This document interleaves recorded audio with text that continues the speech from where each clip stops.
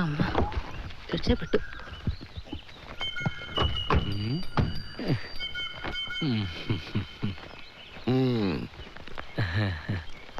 സുഗുണ, നീ ആ കുറ്റി ബ്രഷ് എടുത്ത ക്ലോസറ്റ് കൊണ്ട് ക്ലീൻ ചെയ്യും. ആളുകൾ എന്താ കക്കൂസിലേക്കാണ് വരുന്നത്?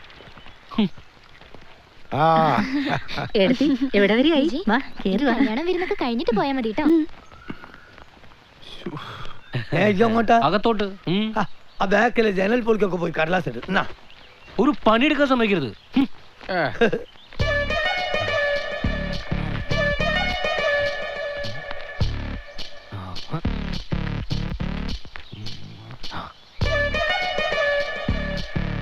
അയ്യോ